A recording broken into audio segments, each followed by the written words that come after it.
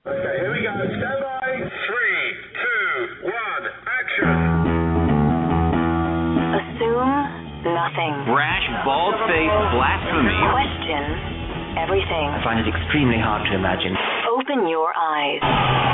It is quite all right to be an atheist. The fastest growing group of people in the country has been measured as being those who have no belief or who are atheists. You don't have to be apologetic or quiet about it. Challenge the opposition. You see religion on 100 fronts losing the argument. And start thinking. This is the Thinking Atheist worldwide.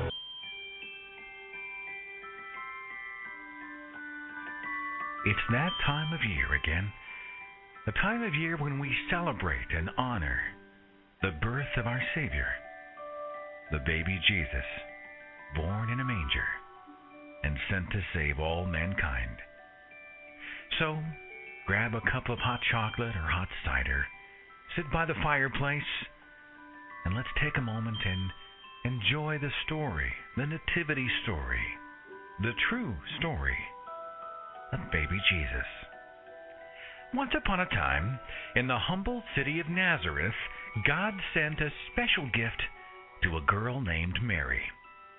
And that gift was teen pregnancy.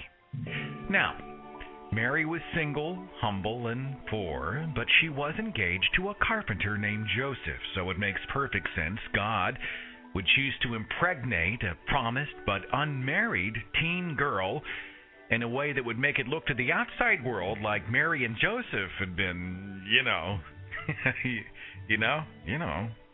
like they've been doing the hokey pokey.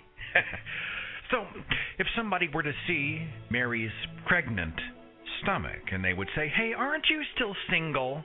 Mary would then have the uncomfortable task of replying, "It's okay, I'm still a virgin." And the father's not Joseph, it's Jehovah. He told me he loved me, and now he never calls. But hey, it's not like Mary didn't know this was coming, if you pardon the expression. Luke chapter 1 says that an angel appeared to Mary. Of course, the book of Matthew says the angel actually appeared to Joseph. But if you're looking for consistency, the Bible probably isn't the best place for us to hang out, so let's just move on. So as they approached Mary's due date, she and Joseph decided it was time to take a road trip. A woman 9 months pregnant traveled over rough terrain for 60 miles.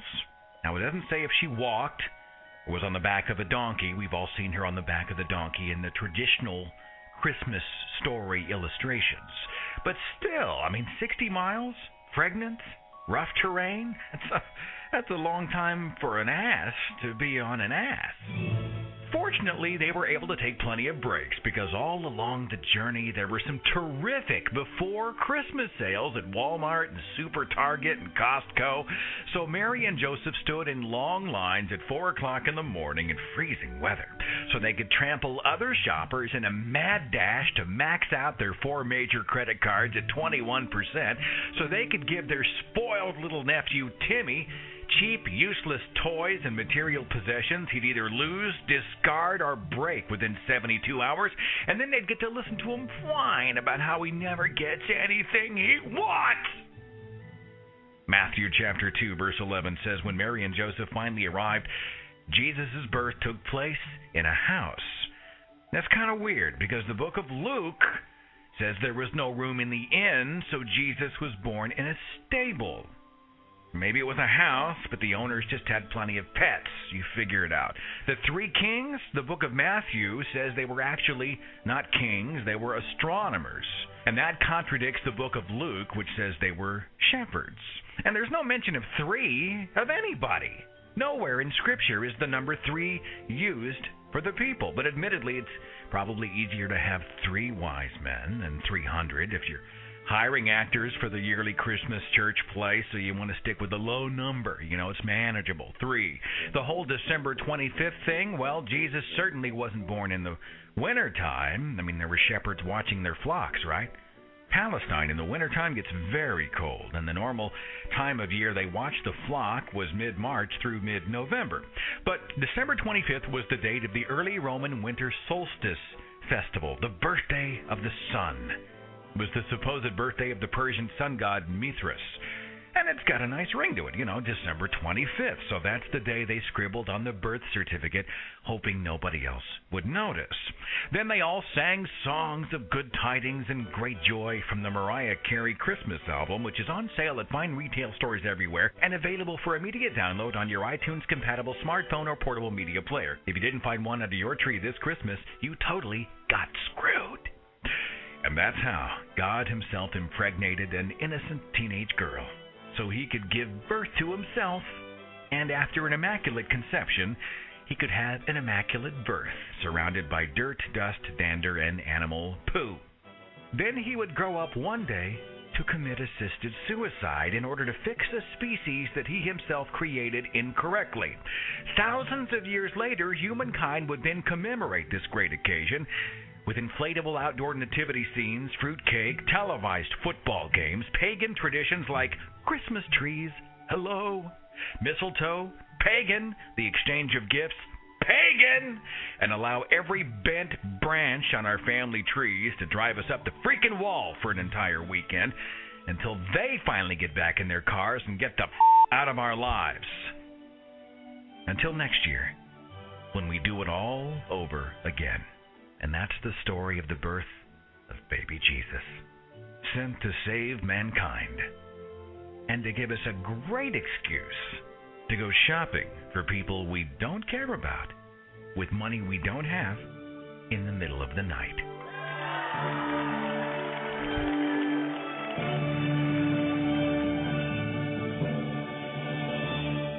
All right, I really do enjoy the Christmas holiday, despite the fact that I reject the whole idea of the baby Jesus. But there's a lot that is likable about Christmas time. Now, there are some things that drive me crazy. There are some things I'm sure that drive you crazy, and that's what this show's about. We're going to talk about, do you celebrate Christmas? How does an atheist handle Christ Mass?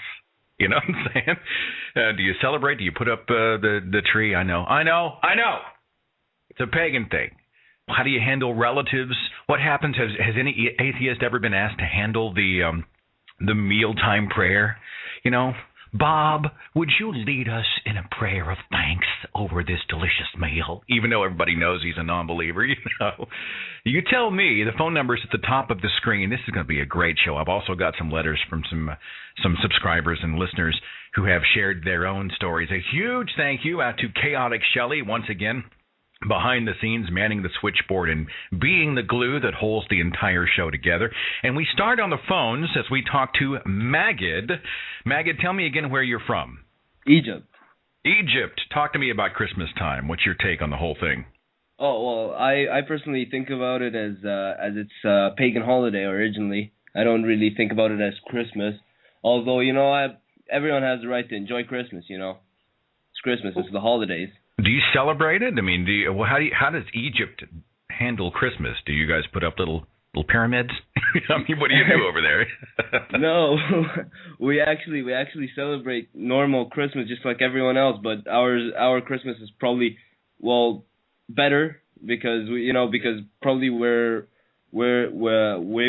one of the first civilizations to ever have Christianity. The Bible was here. We had the Byzantine Empire. Christmas doesn't offend you then at all?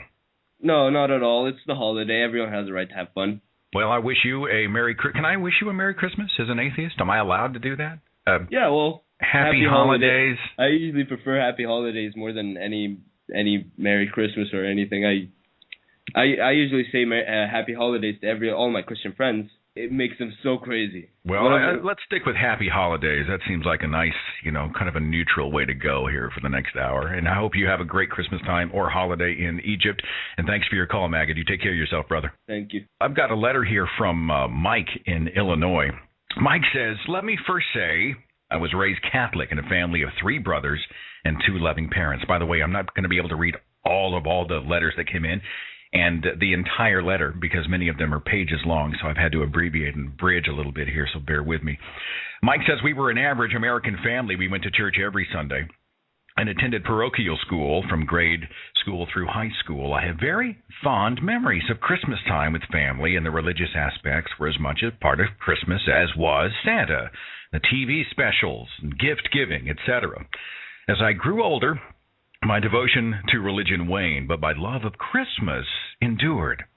Eventually, I'd no longer go to midnight mass, or any mass for that matter. The religious aspects kind of took a back seat to the more secular aspects of Christmas. But even though I'd become a firm agnostic, I was not wanting to jettison Jesus from the festivities. I still bought into he's the reason for the season, and his role was still front and center.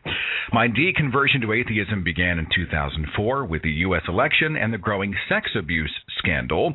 By 2008, my deconversion was complete, as I finally embraced the reality that there is no God, at least recognizing I find no evidence to lead me to conclude there is one. So your topic of how does a non-believer deal with believers at the holiday time is something that I've come to deal with. Mike continues. When I go to relatives' homes who are believers for the holidays, I respect their beliefs. I don't try to evangelize them to join me as an atheist. For example, during the meal prayer, I may no longer make the sign of the cross and recite the prayer of grace along with them, but I do bow my head and I remain quiet out of respect for them. It would be inappropriate for me as a guest to do otherwise.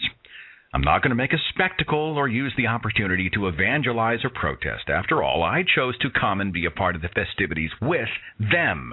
The least I can do is to not disrupt them. It does not mean I have to become an active participant.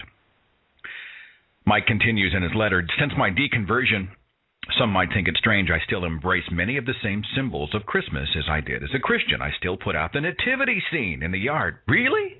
That's interesting. I still deck the halls and I light the tree. We still celebrate Christmas Eve, Christmas Day with plenty of gusto.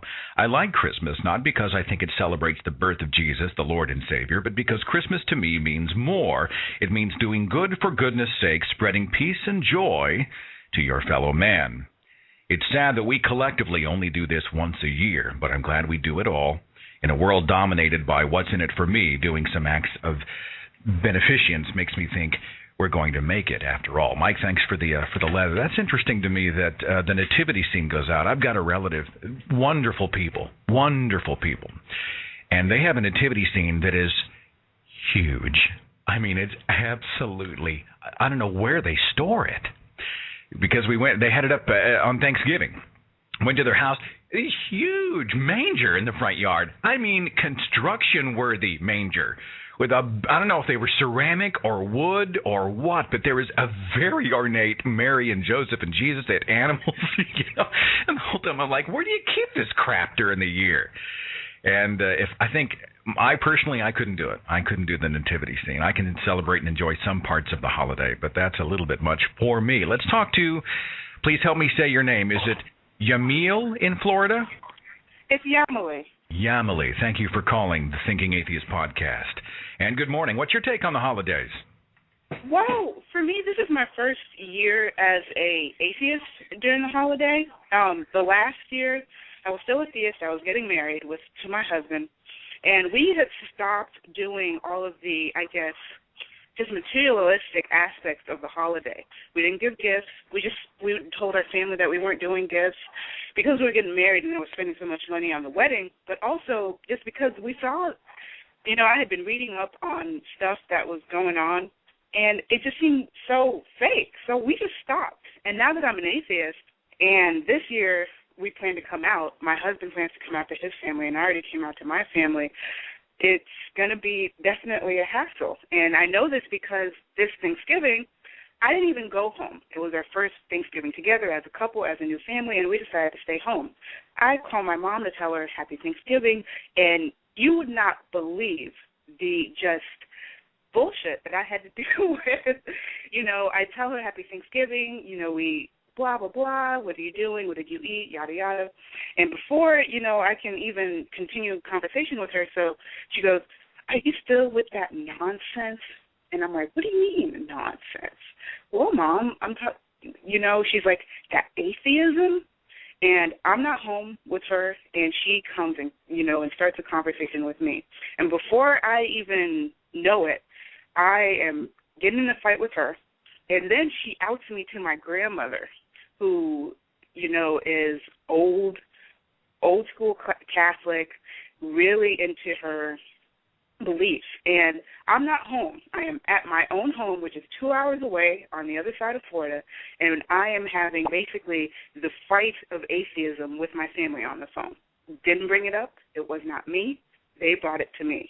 And you know, let me stop you for a second, though. I got two questions. First of all, I can see how it would be hard on a parent if their child did not want to come spend Thanksgiving. And I totally get, you know, you've got a new family now and you want to focus on each other, and there's a lot of baggage that comes with family. I totally get that. But, I mean, I can see how your mom would be upset about not having her daughter there on the day.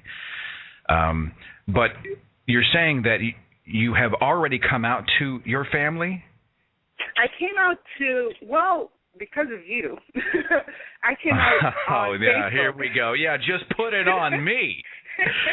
What happened? What did you do? I'm the same person. I emailed you, and I'm sure you get a bunch of emails, but I'm the person who, after your Mad as Hell podcast and with Brea being there, you guys inspired me to come out, and I came out on Facebook. I remember. Brea was one of the featured videos on one of my In Your Words clips, and she inspired a lot of people because she had been through some very rough times, but she defiantly stood up and said, no, this is who I am. I'm not going to compromise myself for anybody else. And she emboldened a lot of people, including you, and you sent me a letter. So how did you tell them? I just did it. I went to my Facebook, and the reason why I did it on Facebook is like my little circle. I'm very young. I just turned 22. Facebook is the new thing, and it's an easy way to tell everybody one thing everybody knows. That's a tough way for parents to hear about their kids' apostasy. You know, your status says, you know, does not believe in God, period. You know, what do they do with that? No, that's not what I said. I said Romilly is an atheist, period. So you changed your religious status on Facebook. No. My status was I am an atheist. Wow. And so are you going to try Christmas time? Are you going to go home for Christmas? And what do you anticipate there? Is it going to be nutso? Well, when I've been an atheist for maybe like 6 months, my husband has been an atheist for years, and he just hid it from me because he thought I would have left him. And when I came out to him, he's, telling me, well, I've been an atheist for years. Welcome to the club. It's our time. And so finally, once, the journey that is coming through a very devoted religious life to coming to a point where it stops, it's very hard, it's very difficult. And he has now decided to come out to his family, which is different. I come from a Catholic background, third world country Catholic, and he comes from a Pentecostal fundamentalist Christian background. Oh, my God. Is he going to do it before Christmas? Wait a minute. Is he going to do it in the next 2 weeks? We're going back home, and his family's going to be there.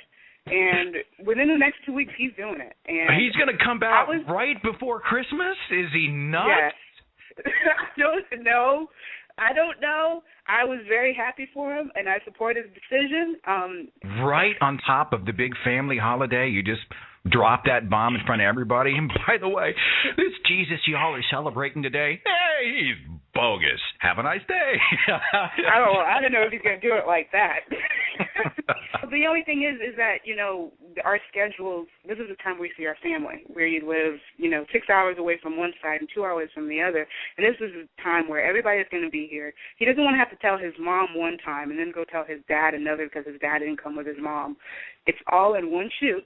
Everybody's going to know, and everyone's going to know that, hey, this couple, us, the weird couple already, we're also, the atheist in the family. Well, you ain't that weird.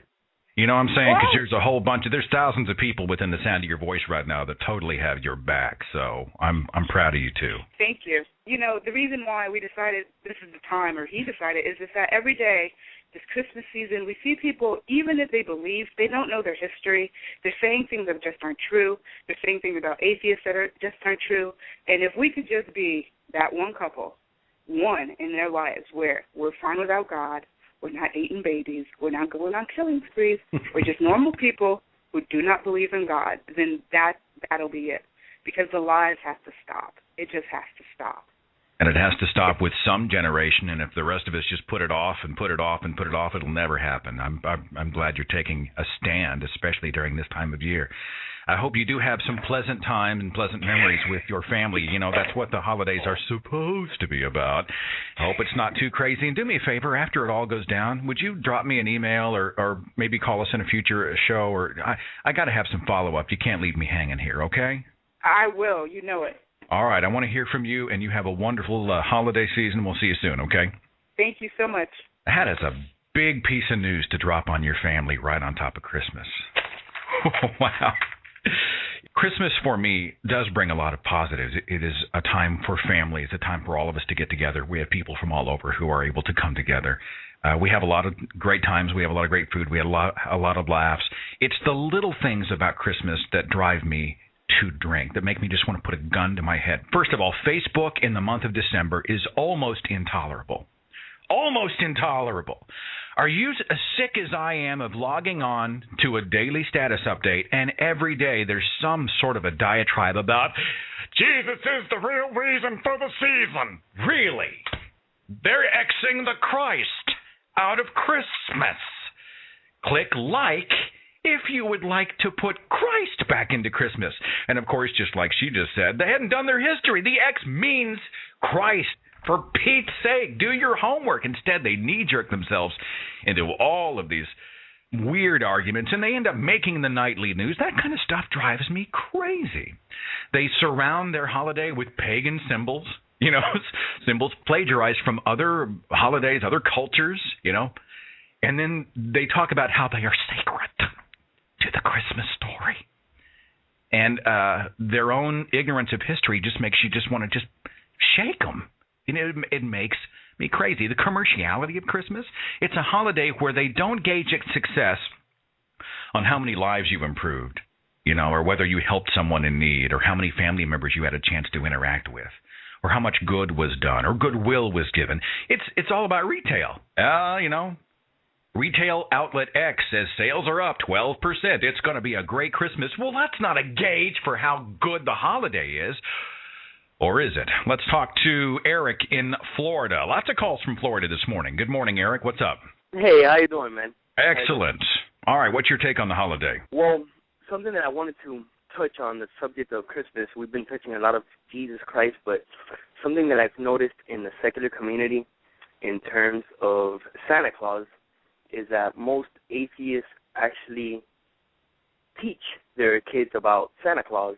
You know, they go along with the holiday ideas of Santa Claus while the children are in the younger stages. And it's something, I myself am 26 years old. I don't have children at the moment. And I've always thought, you know, it's something that it's nice for your children to have these ideas of magic. And it's just, you know, nice time for them. I remember myself growing up believing in Santa Claus. It was a very magical moment in my life. And so I always thought, of course, it's something nice for your children when they're younger. But recently I was having a conversation with a theist, and the topic of the Pascal's wager was presented, where if anyone's not familiar with Pascal's wager, which is basically what does it hurt to believe in it? You know, you have nothing to lose. And it kind of dawned on me that that's kind of the same position that I had taken upon this thing on Santa Claus. You know, what does it hurt to believe in Santa Claus for the beginning of the child's life? But as of frequently, I've been really thinking about that. I mean, is there really progression in teaching your kids these mythological ideas are actually literally true? I mean, will that have positive effects on our kids, you know, to get them accustomed to believing things that are not true? So I was just kind of wondering what other people's ideas were. If I'm the only one, you know, who feels this way, if other people feel that taking this thing away from, you know, kids, you know, especially 2-year-olds, you know, 1-year-olds appreciating Christmas. Or I think it's all about context. When I was a Christian, when I was growing up, I remember some people refused to teach their children the story of Santa, even in kind of a jovial, festive, fantasy type way. And they actually used the argument, well, I won't teach my child about Santa Claus because if I one day have to tell them that Santa Claus is not real, then they will disbelieve me about all the things I've taught them about Jesus. They actually, I've heard this countless times from people. And I think it's all about context. I think if you celebrate the fantasy of the holiday, but at the same time, you're painting it in the portrait of, you know, this is tradition, this is festivity, this is fun, this is fantasy. if you're not painting it out to be something that's absolutely real and true, with real world consequences, I think we can all enjoy the Santa story, and so can our kids and grandkids. I don't think it's lying to anybody. I mean, I knew a guy who used to leave milk and cookies out in the morning, and his kids had a ball. And they're not damaged because they found out that Santa Claus wasn't real. It was actually part of a huge Christmas memory for them, and they smiled ear to ear when they talk about opening gifts on Christmas morning. So I think if it's done correctly, why not celebrate some of the fantastical traditions of the holiday? That's exactly the problem that I've been having with that. That's what I've always thought, that it's it's going to be a great experience for the kids. That's what it's always done to me. But now as a writer, I feel that we're moving into a whole new arena in the future. I think we're opening up to a secular generation. And I've just really been questioning whether conditioning the children's mind to accept mythological ideas as literal true is a good thing for all of society in general. And I've been thinking, leaning towards the other side where I think it's not something that's going to be progressive to the future generations, to a scientific-minded global community. And that's where I've been kind of getting on that. Eric, thanks for the call very much. I think we should continue to cultivate the imagination. I mean, science and facts and logic are very, very important and critical and too often neglected. But I also think that, if part of being a kid, part of being an adult is having an imagination, being able to celebrate fantasy, being able to think beyond ourselves. Some of the most creative writers and musicians and artists we've ever seen are people who just have these wildly active imaginations who are able to take us on journeys that we've never been and inspire us in ways we never anticipated. I mean, part of me thinks it's, in the right context, it's harmless. Kevin in Oregon. Kevin, hi, you're on the Thinking Atheist podcast. Good morning. Hey, I'm a 15-year-old atheist from Oregon, and, well, my parents are a little weird because they believe in God, but they don't believe in the Bible. They don't even read it. They don't even look at it. Well, that's common. That's real common. Is it the kind of thing where they just see the world and the complexity and the beauty and they think that there must be someone out there? Is that it? Yeah. Where do you think that comes from? Do you think it's about comfort? Do you think that it makes them feel good to think in this crazy world that somebody's watching their back? Yeah, I think it's all about, protection. Like, all this crazy crap is going on around the world, terrorists and everything, and they just want to believe that they're safe because of, their God. At 15, you were wiser than many, many people 3-4 times your age. Because that's dead on. I know some people who they can't fathom a world where we're just here. You mean we don't have a purpose? How can you live if you don't have a purpose? That's their thinking. How do you approach the Christmas holiday? I just believe in it as the traditional sense of the pagans where, I'll celebrate the presents and the mistletoe and everything. I'll just celebrate everything except for Jesus Christ and everything that has to do with the Bible, the Christian side. Is that all you got for me? Well, I just want to know your opinion. Like, how do you celebrate it? Well, I struggle. Even when I was a Christian, I used to struggle with cynicism about the Christmas holiday because my family is huge, okay? And so what we used to do, instead of everybody feeling obligated to buy a gift for everybody, we would draw names. So everybody put their name into this big hat or whatever, and we would all draw a name. And whoever's name you drew, you would buy them a Christmas gift. And then that Christmas morning, they would open the gifts, and it was, oh, look, it's a Best Buy gift card. Oh, wow, look, it's a Walmart gift card. Oh, look, it's a DVD of something, There was no magic to it. It was obligation. Some of the people I was buying for on the family tree, I'm not all that close to. I hate buying out of obligation. I tell you how I approach the holiday is I've already purchased gifts for people that I love and care about. I didn't buy those gifts because I felt obligated or because I'm married into the Jesus story or because I buy into all that stuff. Because it's the time of year for gift giving, and it's the one part of the tradition that I want to embrace. And the idea of seeing their face when they open this gift, and they'll open it Christmas Day, makes me happy. It just there's a smile on my face right now. When I see the look on their face, it's going to be a great day. And I've got a big stupid grin on my face. They're giving me something, you know, and it's a gift genuinely given, not out of obligation, but out of love. It's time with loved ones. It's a chance for us to connect. Those types of things I enjoy about Christmas. The other stuff, it just makes me want to jump off a cliff. It just absolutely makes me crazy. If I have to watch another holiday commercial with everybody wearing green and little bells going and all the stuff on TV and everybody's keeping up with the Joneses on the Christmas lights and just craziness.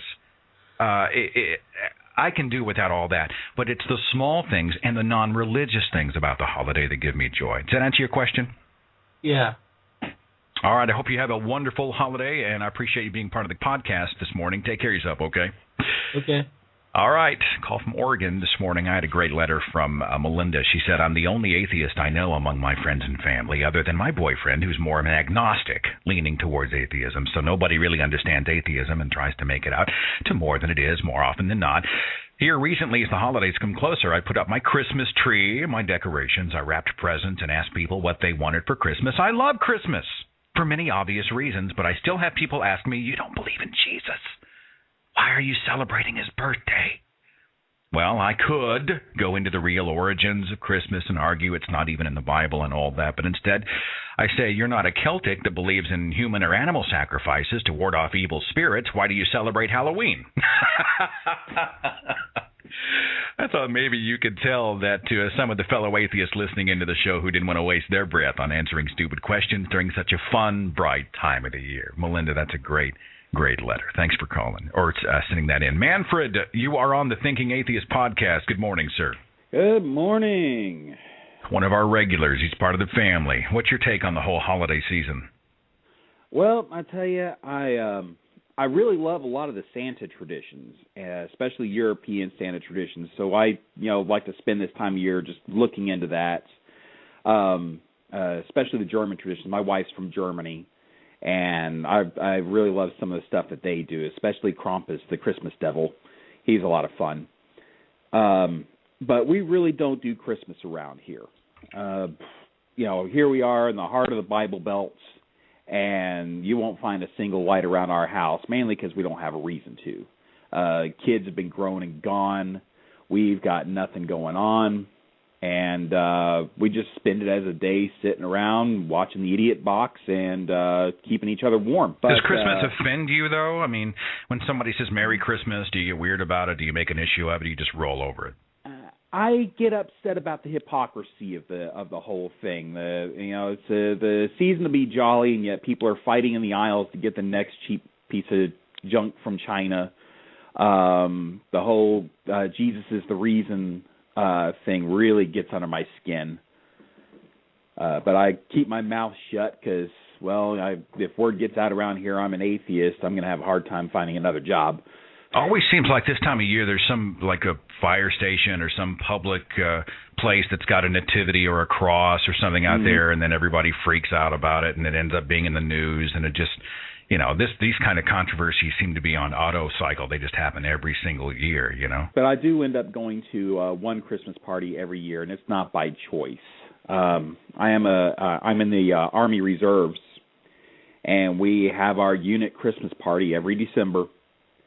And it's bad enough I'm having to go to a Christmas party, but I'm under orders to participate in this event. And we always have the chaplain up here, this lieutenant colonel, telling us, bow your heads for the prayer, and I've got no choice in the matter. And that really gets under my skin. What would happen if you didn't bow your head? Was he looking around? Was it like elementary school or what? He hasn't looked around, and I keep my head up. It's just this, I've been in the military my entire adult life. And it's just this automatic instinct. An officer tells you to do something, jump right in and do it. Don't ask why, just do it. So I've, the last few years, when it comes to the mandatory prayers, I have been keeping my head up and looking straight ahead. And so far there hasn't been any negative feedback, but it always bugs me that I'm defying an officer's orders. It seems odd that you would be mandated to participate in a religious event or gathering. I mean, how do they qualify that? I know there's a lot of talk of God, you know, in the concept of, you know, God and country.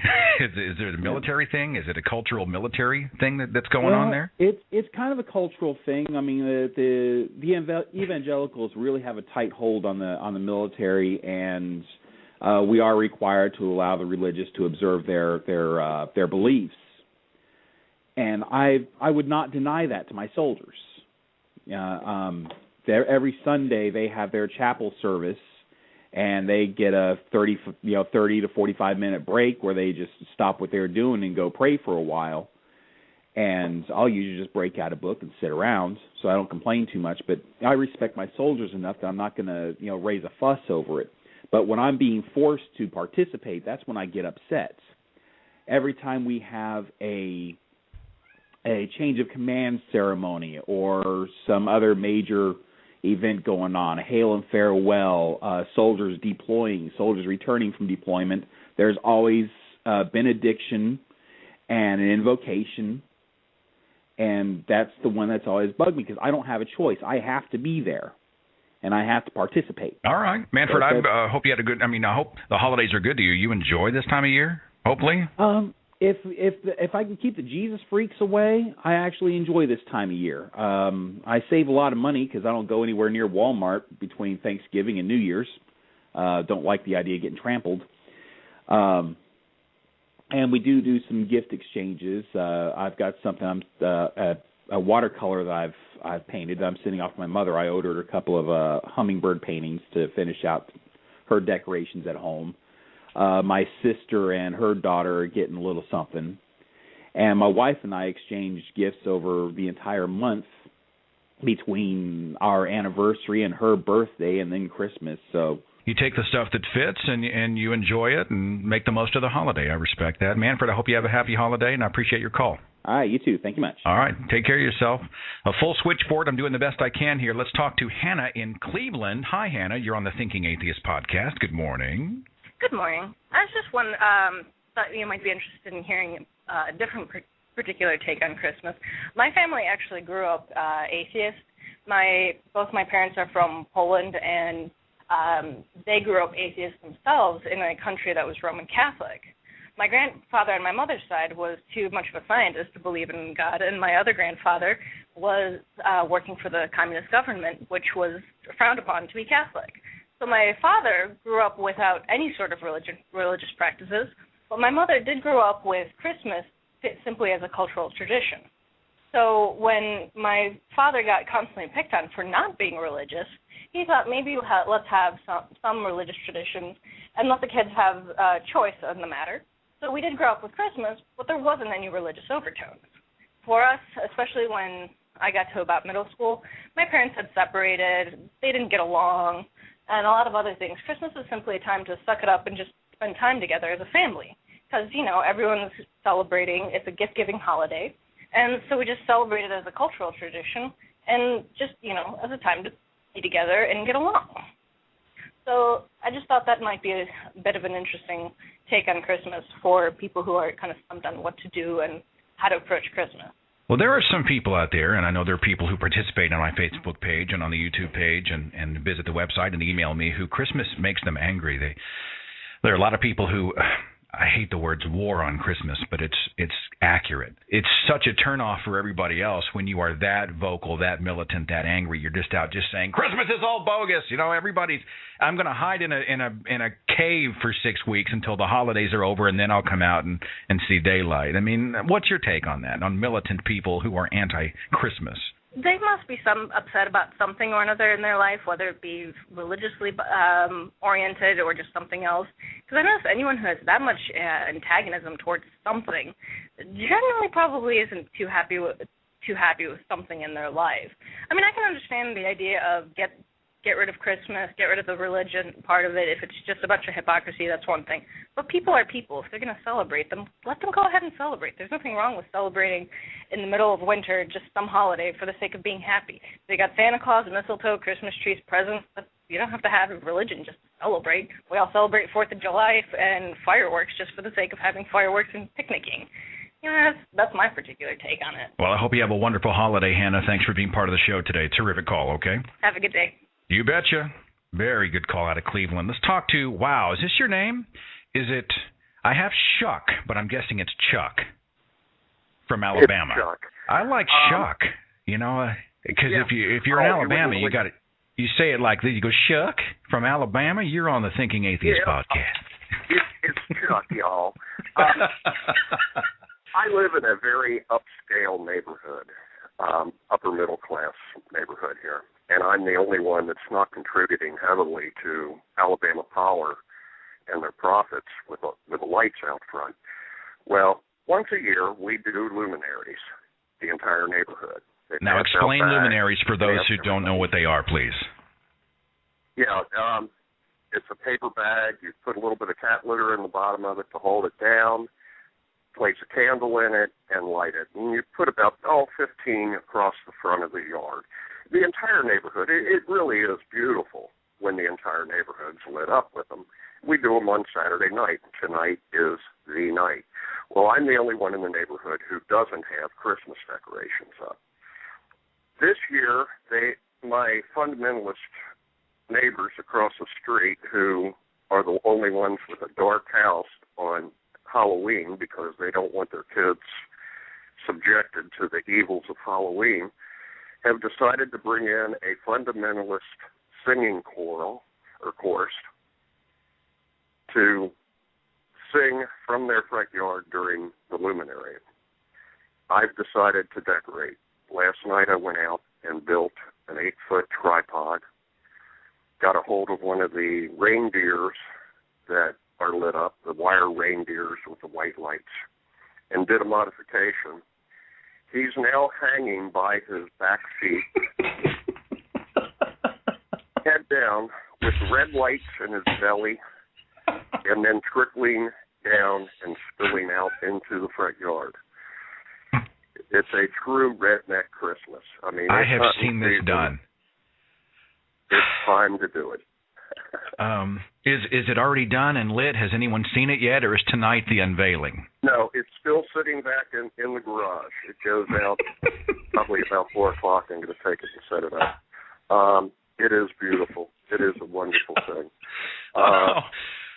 I've also set up security cameras in my upper floor so that I'm going to monitor it for the rest of the Christmas season. That is beautiful. Being recorded because I know it's going to get nailed. Would you take some photographs? I don't know if you're part of our Facebook page. Maybe you can email it to me and I'll post it. But I have got to see this. Could you snap a phone photo if an opportunity comes up? Would you take a picture and send it to us? Because that's beautiful. Absolutely, I'll be glad to. Matter of fact, I'm the one that jumped you for taking a week off last week on your Facebook page. See how it is. Missed you. Well, it's nice to be missed. You know, the truth is that occasionally I just have to space out a little bit and reboot because especially after the last video I produced, which was called The Center of All Things, it was just such an ordeal. When it's over, I'm a mess, you know, and then it's like, you know, bearing a child. When you put it online, you're like, are they going to love it? Will it be pretty? Your last too. Absolutely wonderful. Well, for the next one I'm working on that's going to release here next week, I just wanted, for those who are looking for something that's going to bring us all together in a spirit of unity and peace, I just want to say how sorry I am because it's going to do nothing of the kind. But after hearing about your Christmas decorations, I got a feeling you're going to love it. Man, I hope you have a great week. And again, you got to send me a picture, okay? Will do. Classic. An illuminated reindeer with red glowing guts flying out of it. You know, he mentioned luminaries. It reminds me of a story that just popped into my head. Give me just a second here. I've got a call coming in from New York. I'll get to you in just a second. There was back when I was in Christian radio, I spent so many years doing it that I have so many stories and they just pop into my mind. But bear with me. We did a Christmas celebration using the luminaries. Now, what they were is like you said, they're these little paper bags and they had candles in them, and they're kind of these wax paper bags. And you light the candle, and then you put the paper bag over it in a certain way, and then they glow. And then they must have had 17. I think they said they had 17,000 luminaries. 17,000 of them, and they decorated a cemetery. Okay, It was a funeral home, and they had this big rolling. It sounds really dark and morbid, but in truth, it was beautiful. I must give them credit. But it was this big drive-through kind of cemetery, and they put 17,000 luminaries out for Christmas. So we had a big promotion. We're broadcasting live, and they had all these people, cars lined up for miles to drive through and see this luminarios. We had these big radio spots that played, and we were playing it up with the Christmas music, and we had our tent up. We had a helicopter that was flying over the place, giving helicopter rides to see it. What they didn't anticipate was the night of this event was they had higher than average wind. So 17,000 of these paper bags ignite inside this funeral home outside. I mean, there's grass fires everywhere. So they call the fire department. The fire department can't even get to us because there was so much traffic out on the road. They couldn't get in. There's cars going both directions. The fire trucks are trying to get on the grass and the dirt, and they're getting around. And by the time they got there, the whole freaking cemetery was just torched, you know. And it was so tempting not to go on the radio the following morning and do like, you know, a parody, like, special this week on cremation, something like that, because it's the first thing that popped into my mind. If you use those things over the holidays, would you be careful or use the light bulb and not the candle? Let's go to New York. I'm having a hard time with your first name. Is it Carms? It is Carm. Hi. Hi. Thanks for calling the podcast. Hi. What's your take on the whole season? I'm a huge fan. I think one of the things that Christmas time for people who are professional musicians who have to go along with, you know, the music of the season. My husband's been an atheist his entire life. He's a violinist, and he participates in several community orchestras, etc. And he has, up to this past year, which he just decided he couldn't do it anymore, has performed in a mega church that does this. It was called the Living Singing Christmas Tree, where all these Christian folks from the megachurch kind of formed a tree. And this year he said he just couldn't do it. We've really read Hitchens and Dawkins and Harris and, you know, been on your website and Twitter and Facebook, and you know, it was kind of the point of the thing. You know, there's an altar call with it and the whole thing. But last night was the Christmas concert with the community orchestra, and I just really kind of had a little hard time with the lyrics, not the music as such. You know what I mean? Well, there's a romance involved with some of those. I mean, everybody, you know, sways back and forth and closes their eyes and sings Silent Night and Holy Night and the First Noel, and, you know. Do you open gifts? Do you exchange gifts? Do you have family get-togethers, Christmas turkey? Do you do all that stuff? We do. My husband was raised, like I said, as an atheist. And when I met him, he was the very best person 18 years ago, around this time of year we've been together. He was previously widowed. And I was raised Roman Catholic. I'm a nice Italian girl. And what I've noticed, yeah, we do. I have lights up. I just sewed some special curtains. We will have a family like open house, but we've referred to it as a holiday open house, not Christmas. Of our children, nobody's overtly religious. Well, you know, it was pretty gutsy of your husband to, you know, withdraw himself from the Christmas event, you know, and just a matter of principle. I mean, I really respect that. I hope you guys have a great holiday, and it was a great call. Thanks for calling. Take care of yourself in New York, young lady. Okay, thank you. You know what I hate about Christmas music? It's funny, I'm looking at the chat room. I will agree, because I'm seeing time after time, I hate Christmas music. I hate Christmas music. I hate Christmas music. I get that. I totally understand. There are a few Christmas songs I do like, but for me, it's the classics. You know, Bing Crosby's White Christmas. You know, I'm not that old, but there's something about the Christmas songs of that era that, for me, still have the romance, and they still really sort of bring the holiday to life. What I hate is the fact that every pop star on the planet has, at one time in their career, butchered at least 10 Christmas songs on some highly commercial album at some highly popular retail store. If I have to hear freaking Christina Aguilera or Mariah Carey, somebody else doing just all these vocal roles and just butchering the classics, I'm going to shoot myself. It's not even the same song when they're done with it. You know? And the whole time you don't get the vibe that they're really enjoying the Christmas music. You think they're showing off, you know? Hi, I'm Christina Aguilera, you're not. Essentially what the song says. That drives me crazy. Chris, in New Mexico. Chris, you're on The Thinking Atheist. Good morning. What's up? Hey, Seth. I just wanted to ask, now I'm an atheist, I wanted to ask if I was a hypocrite or a whore. Wow. Well, I need some more on that. Can you give me some more to the question? What are you talking about? All right. There have been these 3 giant friggin' steel crosses out at the end of town for years. And just the other day, working as an electrician, we just put these giant 1,500-watt flood lamps to shine on them for Christmas. It's like those big 100-foot, 200-foot jobs they have out in some of those major displays? Oh, easy, 100-foot, 150. Good. I mean, what do the neighbors say? Is there anybody else freaked out that their entire view is now 3 huge crosses illuminated at night? I'm not really sure. The location they're at is around a bunch of motels. So they're kind of on the edge of town. What you're asking me is, are you hypocritical by being a part of the job that helps to support a religious cause? Is that what you're asking me? Yeah, pretty much. I didn't like doing it, but it's on private land. I was getting paid for it. I think it comes down to every individual circumstance is a little bit different, and I'm going to probably take some heat for this.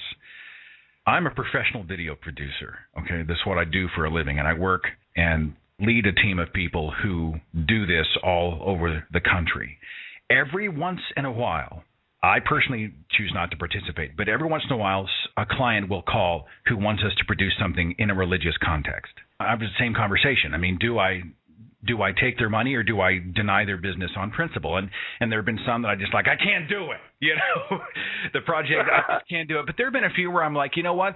When I hire someone to come out and fix my fridge or when I hire someone to produce a graphics package for me or whatnot, I don't interview all their employees to make sure that they believe the same thing that I do. We are in a business, and the lives of believers and non-believers are occasionally going to intersect, and that's just a fact of life. So I wouldn't beat yourself up over it. Now, if you were out there volunteering your time and you're handing the brochures out for the thing, I mean, that's a whole other ballgame. But if your company was contracted to do it, you're part of that team, it's part of your livelihood, it's just one of those pills you're probably going to have to swallow, but I wouldn't lose too much sleep over it. Does that help? Yeah, thanks, Seth. I don't know. There's probably some purists will chew me up over that one, and I myself have conflict about it. It's one of those things where when so many people, organizations, businesses are believers in God, those circumstances cause our personal and professional lives sometimes to intersect, and sometimes it means there's a gray area, and you're like, well, how far do I go? Do I have to believe what you believe in order to serve you? And that's tough, and I think there are a lot of people out there who are, they've done work for someone who might be supporting a religious cause, and they've had to have that conversation. I just think it's a case-by-case thing, If it's an overt thing and you just morally have a problem with it, then fine. If it's one of those things where you're like, well, it's just part of the job, I'm just going to get this one past us, I've got an email here from Paula. Christmas as an atheist, well, it's been a process for me becoming an atheist. A great deal of Christians don't realize you usually don't become an atheist overnight. Isn't that the truth? I did believe all the stories as a child, and I loved them, mind you, only around Christmas. The rest of the time, the stories were confusing and slightly frightening. My belief in God started to crumble the second my mother confessed to me that there was no Santa. What the hell? I was so baffled and angry as to why they would perpetrate such a fraud. Why would my parents, neighbors, teachers, newscasters, friends, grandparents all participate in such a lie? I thought, how can it be a lie when they've spent my entire childhood up to now convincing me it was true? I realized there was a great parallel between God and Santa, and that's where the cracks in my belief first started. Again, I'm reading portions of the letter because it's a very long one. Paula continues, I enjoyed the music. Some carols are the prettiest songs. I love the giving, the generous spirit that I feel. I love surprising my kids and decorating the tree, and all that comes with Christmas. It just doesn't mean anything religious. I think of it as a winter celebration, which is what it started out as in the first place. I've told my kids the Bible story of Christmas is a myth, which it is. It's a nice story that family likes to believe, but I don't. I want world peace. I want the illness of religion gone from this planet. I want people, including devoutly religious people, to accept me and my children and to not get angry simply because I don't believe what they do. I do not want my children in church. This has caused rifts over the years with relatives who've wanted the kids to go to church, especially at Christmas, and they were quite annoyed that I would not. Other than that, I think they and I enjoy Christmas to the same extent. There's just no religious component for me, and I do not miss it. I'm so happy being an atheist. I'm so glad that there are public forums such as these, scholars like Christopher Hitchens and Richard Dawkins, to name just two, who bring some kind of legitimacy to atheism and humanism that I can't seem to achieve on my own in my community. I'm just a middle-aged, middle-income mother, all alone here in my small town and being attacked regularly on Facebook for posting facts. I have a few really close friends who are also atheists, a father who's agnostic, one other family member who's also an atheist. Most of my friends are still religious, and I know that some of them wish I would just be quiet. But I won't. Thanks and happy holidays, Paula. And that seems to be a lot of the consensus, is that people accept the stuff that is non-religious, that they can enjoy. Family, friends, time together. By the way, the switchboard is open. I have time for a couple more calls before we wrap up. The phone number is at the top of the screen if you want to be a part of the podcast. If I'm off base, should we just shun Christmas altogether? Should we be picketing in the streets? Should we be suing people? Should we go along with it? Should we roll with Jesus like we do with Santa? Go ahead and go for the Jesus and the baby Jesus out front and the nativity story and the shepherds and all that stuff? Should we play it off as fantasy but still celebrate the traditions? Should we continue to go on Facebook every day and argue with people about whether or not they know their own history when it comes to the Christmas holiday? Should we continue to challenge them when they say that it's December 25th is actually the date of the birth of Jesus, which is stupid. They also think Jesus is white, by the way, or the fact that the Bible seems to contradict itself everywhere you turn on the story of the birth of Jesus. I mean, if you read the books of Matthew and Luke, the two are wildly contradictory. They are wildly contradictory. And if you bring this stuff up, people automatically, they put their hands up and they get defensive, often deleting you from their Facebook or sending you angry responses or starting whole new Facebook pages that says, put the Christ back into Christmas. Jesus is the reason for the season. Is it worth it for us to have this kind of debate, discussion? Is it a fight worth making? Or should we just roll with it, sit back, do nothing? I had an email from Bill. Bill says, the most peaceful Christmas I can remember, it was spent home alone, sick in bed, watching Poltergeist 2. Ooh, not a great film. I have a very loving family who believes with all their heart the Christmas story. And, you know, this Christmas time, we're all going to gather together. We're all going to spend time together. And there will come that one moment, and it happens the same every single year. And the food's done. Everybody's running around left and right. The TV's going. The kids are playing. It's absolute pandemonium in a good way, you know, but there's probably 40 bodies in this house. And all of a sudden, my mom will walk out and go, all right, everybody. She'll be snapping her fingers. It's time to pray. It's time to pray, everybody. We need to pray. Pray, everybody. And everybody starts getting quiet. And we'll all walk in, and they'll have, I think, one of usually three people, never me, even when I was a Christian, never me, lead the prayer. The prayer will be some void, empty recitation of, you know, something along the lines of, we thank you for our many blessings. We thank you for our family. We pray that you will bless this food to the nourishment of our bodies and our bodies to your service. We pray all these things in the name of Jesus Christ. Amen. And everybody will breathe a sigh of relief because now the prayer is over and they can do what they came to do to begin with, which was eat. Have you noticed the prayer is actually, if you look at it objectively, the least spiritual part of any religious gathering? You ever go to a high school commemoration where they're having some argument about whether or not there should be an invocation or prayer at the beginning? You know what the most lifeless, dull, completely void part of the graduation commencement ceremony is? It's the prayer. Let's talk to Susan. Susan, you're on The Thinking Atheist. Thanks for being part of the show this morning. What's up? Hey, Seth, how you doing? Excellent. Hey, I'm like to comment. I'm one of those that really do not care for Christmas, do not care for carols, all the crap with it. I can't stand the fact that it is so commercialized that the entire planet's economy runs on Christmas. I just think there's something really wrong with that. You're just angry, Susan. You're angry. Well, you got issues. Oh, I know, and I get bombarded with it too, because I have the audacity to say anything about it, and it's just crazy. If it wouldn't bother me so much if it was just toned down a little bit. No other holiday are they doing commercials 4 months in advance of the holiday. Yeah, no kidding. Okay? No, I mean, Easter, not even Valentine's Day. Valentine's Day, they at least start about a month ahead, but still, not even 4th of July. You're not getting these just on and on and on and on and on and on and on commercials. You go into stores, and in late October, they've already got Christmas music going. It's like, oh, give me a break.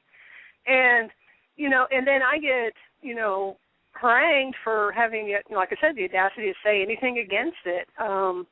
But thankfully, most of my family, my friends, they all know who I am. I'm very open about, my non-belief, and everybody's really cool with it. I'm like the only house not decorated.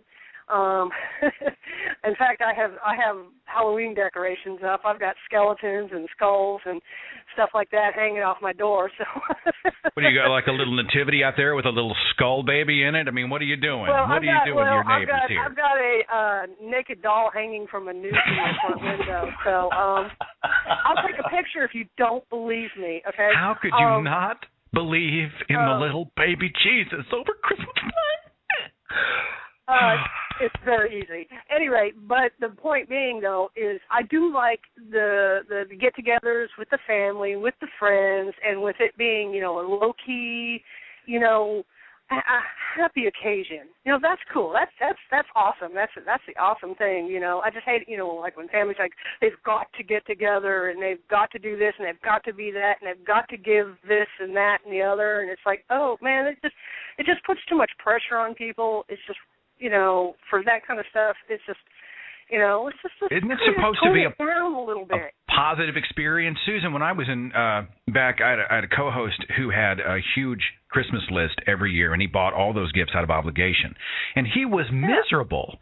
I mean, 5 weeks of if I buy something for little Bobby, then little Susan's going to want something, and if I buy something for her, then her friends are going to want.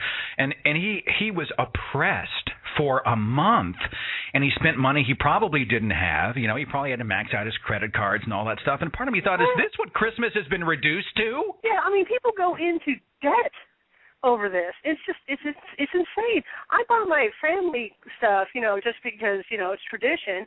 But, I go to the thrift store and buy stuff, where I make stuff. I don't have a lot of money, so I'm not going to sit there and spend a ginormous amount of money on stuff. And like I said, the whole planet's global economy runs on Christmas. And, and if Christmas fails, the rest of the year, we're in recession. Thankfully, I am, my friends are great, awesome. It's like Thanksgiving. They had a prayer, but, they all held hands. They didn't include me. They knew not to include me. And they had their little prayer, and we all had an awesome dinner. Was it weird, though? Great time. Was it weird? I mean, or do you feel like everyone's thinking about the atheist when they're saying the prayer? Do you ever get that vibe? No. Most the friends that I had the dinner with, they know me. They know how I am. They're cool with it. They go on and do their thing. I have the best of friends. I have my dad and my stepmother. They're so cool with it. I've been to my dad, gone to my dad's house with 3 different colors in my hair and I'm all tattooed up. They don't care. They're just glad I'm there. So I'm very lucky with a lot of stuff. So we're totally coming to your house for the holidays. What time should we be there? Look, I'll bring the potato salad. It's going to be a ball. Susan, you have a great holiday, okay? You too. Everybody else, I hope you all deal with it the best you can. Good luck. This Christmas, just deal with it. I love it. I've got one more call. Let's talk to Chris. Chris, you're on the Thinking Atheist podcast. Hi, good morning. Hi, Seth. How are you doing? Excellent. I wanted to share a story I thought that you might appreciate. I live in a very religious community. I grew up in a very religious family and only recently decided that I'm an atheist and there's just no point in trying to use faith to get through life. And living in a very religious community, I went into the local grocery store. It's a national chain. And walked into the store and looked down to get a basket. And right behind the basket was a 3-foot cross with the flowers. And there's just no way that you can miss it. And it really just found it offensive that a Buddhist or, Islam, that we have no choice but to go in there and look at that cross in order to get a basket to go to the grocery store. So I took a picture of it with my iPhone, and I noticed that a lot of the employees gathered around and had this look of shock or guilt or something. But I went ahead and left the store, and then I thought about it some more. I went to the website of the national chain, and I typed in a complaint saying that basically what I just told you. And they had responded several days later and said, we're going to check into it, that we respect everybody. And then today I got an email from the manager at that store, and they said, we appreciate your comments. We've removed the cross, and now it's gone. So I just wanted to, if there's an issue that I think, go ahead and say something about it, and get this stuff out of the public display. I mean, it's just not right, because it just polarizes the customers. Were they polite to you? Were they professional to you? Was there any attitude? Was it all positive? I mean, how did it all play out? When I was there I didn't actually say anything to anybody, but just stood there and took a picture of it. And I think that people just stood around, looked at me what? Why is he taking a picture of our cross? It was a total surprise, or that maybe that they were concerned that that they had done something that they knew they shouldn't be doing. But then it just all happened through the email system, and the main store took care of the problem at the local store. So just because it's Christmas time doesn't mean that you can push your religious agendas. How do you feel about that? Do you feel like you accomplished something? I mean, yeah, I do. I feel like that people who go into the store won't necessarily be confronted with a cross every time you go in the store to get a basket. It's just not right. I do feel like I accomplished something. Well, my problem comes when religious symbols are displayed on public property, usually on taxpayer dollars, that kind of thing. Honestly, during Christmas time, if there's a private organization, a retail outlet or what have you, that wants they want to erect religious symbols on what they call Christ's birthday, I mean, that's just part and parcel of the holiday. I myself, it doesn't bother me. I mean, if it was on the front of a government building, I feel like my taxpayer supporting it, that's a problem for me. But I mean, if there's a private enterprise, a store, an organization, and they want to stick up some kind of a symbol, I mean, there's no skin off my teeth. Is that where our resources should be going, you think? Well, I guess it's fine, that they did that, and if that's what they want to do, I'm okay with it. But I did want to make sure that they knew what kind of statement they were making. Yeah, I mean, I walk out of a lot of stores because that's what they're promoting. So, and I think it's dangerous for the country. All right. Really. Thanks for the call. I hope the holiday season's good to you. You guys do some kind of a get-together? You do turkey and presents and trees and all that stuff? Oh, yeah. I've got a fundamentalist family. I'm going to go spend Christmas, and it's going to be interesting because they already know about this story, and they've asked me the same kind of questions like, it's their property. They ought to have the right to do that. And that's fine. They have the right, but... I'm just not threatened by it. I mean, whether or not I like it is not the issue. It's just when I walk into a private organization, I'm like, whatever. I mean, maybe if you live in the community where it's just everywhere, and the state here has a choice. You can buy a blue license plate or an In God We Trust license plate, and that's violation of church and state, and it's just constantly in my face every time I get in my car. Christianity, and the problem I have with it is that if you confront them and say, actually, would you like to know the true origins of what you are now celebrating? If you bring those to the table, in other words, they are all in your face and you just bring a counter argument, now you're the problem. You're the angry one. You're the malcontent. That's the problem I have with it. And, we live in a culture, at least here in America, in the Midwest, where if somebody says Jesus is the reason for the season, and actually you hold your finger up and go, well, not so much. We're the problem. Now, that makes me a little bit nuts, Chris. But I hope the holidays are good to you, and I appreciate your call very much, okay? Great. Thanks a lot. All right. Look at the chat room. We got 1,000 opinions on this subject. If you didn't make the show, you are welcome to email. I would be just curious to hear your opinion on Christmas. editor@thethinkingatheist.com is the email address. I encourage you to join our Facebook page. Find us online at thethinkingatheist.com, as we have some new stuff in the works for 2011. We meaning me. I'm a staff of one. But we got some very, very cool stuff on the horizon, so stay tuned for that. I hope, regardless of where you stand on the holiday, I hope it is good to you. Thanks to Chaotic Shelley for being a wonderful call screener and holding the switchboard together. Take care of yourself. Have a great weekend. And okay, Merry Christmas. Follow The Thinking Atheist on Facebook and Twitter. Watch dozens of original videos on The Thinking Atheist YouTube channel. And visit our website for resources, links, contact information, the editor's blog, and more. TheThinkingAtheist.com.